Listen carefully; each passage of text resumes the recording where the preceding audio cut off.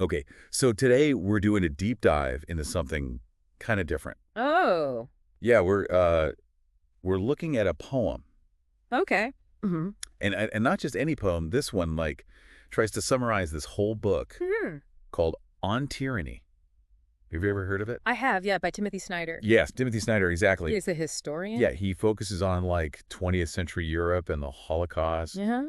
Some pretty heady stuff. Yeah. So this poem is like an attempt to distill all his warnings about tyranny into a form that's Right. a little bit more, Easy to grasp. yeah, exactly, digestible. Yeah. But are we going to find flowery metaphors and all that? Right. Not really. Okay. But there is some pretty powerful imagery and symbolism in this poem Interesting. that really drives home this point about how societies can just totally crumble Yeah. and what we as individuals can do about it.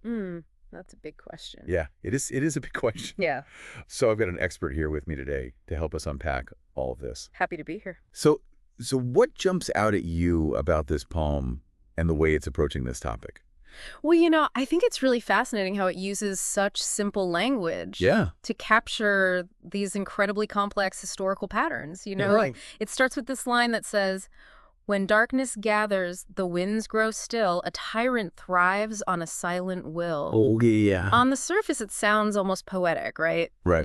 But it's pointing to something really specific and really dangerous: Like what? apathy, the danger of apathy. Right. So it's not just about individual silence, it's about a collective silence. Exactly. When an entire society becomes too afraid or too complacent to speak truth to power, to those in charge. Yeah, I mean, we've seen this happen throughout history. Oh, yeah. Oh, yeah. Just think about the rise of Nazi Germany. Oh, right. Many Germans, even those who weren't necessarily on board with the Nazi ideology at first, Right. they stayed silent as the Nazis consolidated their power. They dismantled democratic institutions and persecuted minorities. Yeah, Fear definitely played a role there. of course. But so did this belief that just staying out of it was the safest option.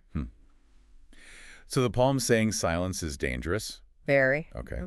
The poem also talks about protecting institutions, though. Yes. Particularly courts. Uh-huh. There's this one line that says, "Protect your courts, defend their might, their fall, surrenders truth tonight." Powerful line. Yeah. So why are independent courts so crucial in this context? Why does the poem focus on them? Well, I mean, courts are supposed to be the arbiters of justice Yeah. and protectors of the rule of law. They're supposed to be a check on power, Right. making sure that everybody is held accountable, Yeah. even the people in positions of authority. Right. Right. But when courts become compromised, or even worse, completely controlled by a tyrannical regime, Right. then justice basically becomes whatever the tyrant says it is. Truth is no longer determined through fair and impartial processes. Yeah. It's just dictated by whoever's in power. That's scary.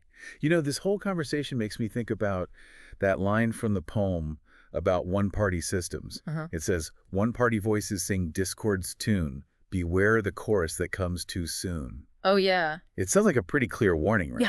Yeah, it is. Yeah. Historically, the suppression of dissenting voices and the establishment of a one-party system have Right. often been like the preludes to totalitarian rule. Yeah, I guess that makes sense. Yeah, think about the Soviet Union under Stalin Uh-huh. or China under Mao Zedong. Right, right. In both those cases, the ruling party eliminated all opposition. Mm. They silenced their critics and consolidated absolute control. Yeah. Now, look, this poem isn't saying that all one-party systems automatically lead to tyranny, Right. but it's highlighting a very dangerous pattern Yeah. from history that I think is worth paying attention to. For sure, yeah. Okay, so we've got silence, weakened institutions, single-party control, Right. all as warning signs, as things to watch out for. Yeah. But what does the poem say about what we as individuals can actually do about it? It seems like the poem is really insistent on this idea of taking personal action. It is. It is. There's a real sense of urgency in these lines. Be the first to rise, the first to say that fear won't rule the course of day. Oh, yeah. It's a call for courage in the face of encroaching tyranny. It's urging individuals to take a stand, even when it's really difficult, even when it's dangerous. But honestly, one person speaking out, does that actually make a difference? Well, think of it this way. One voice might seem small, Uh-huh. but it can spark a chain reaction.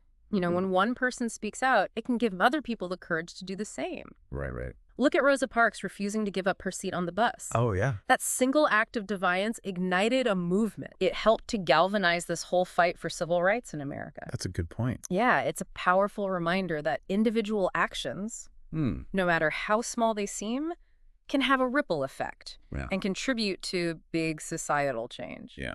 So courage is key. But the poem also says, to study the past, its echoes guide the patterns repeat where freedoms slide. What's the deal with that? Why is it emphasizing learning from history so much? Well, because history gives us a roadmap.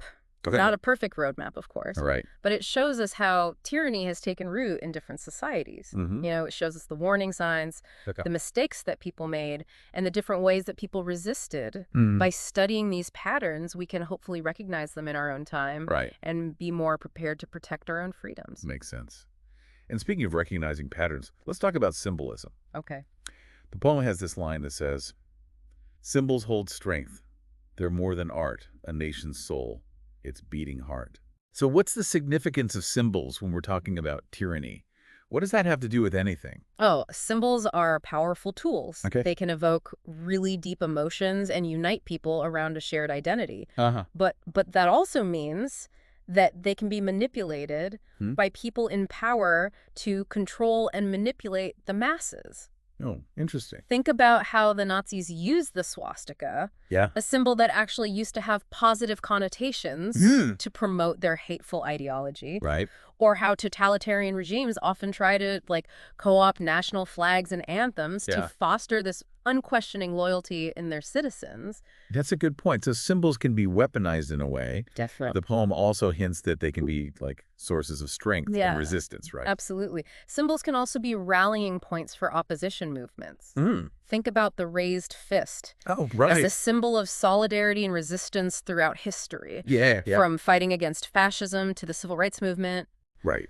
So understanding the power of symbols, both for good and for bad, is really crucial in recognizing how they're being used to shape our beliefs and our actions. That's all pretty heavy stuff, to be honest. Yeah. But the poem ends on kind of a hopeful note. It says, together we rise, resist, endure. The storm will pass of this, be sure. That's a good line. Yeah. What do you make of this message of resilience? Well, to me, it highlights how important hope is and collective action, even when things seem really dark. It reminds us that tyrannical regimes, no matter how powerful they might seem, they're not invincible. History has shown us time and again that even when facing oppression, the human spirit can endure and ultimately triumph. I like that. So what does all this mean for us today, then? Well, this poem, based on all these lessons from history, is reminding us that freedom is fragile. Right. And it requires us to always be vigilant, to pay attention. It urges us to be informed, to be engaged citizens, to watch out for those warning signs of tyranny, and to be courageous in defending the values and institutions that protect our liberties. Wow. Yeah. Powerful stuff. And that final line, the storm will pass of this, be sure. Yeah. It's a powerful reminder that even when things seem really dark, hope persists. Absolutely. So what steps can you take, no matter how small, to protect the values that you hold dear? It's a good question. It's something to think about, isn't it? Yeah. Thanks for joining us for this deep dive. Thanks for having me. Of course. It was fun. Yeah, this was a good one. Yeah.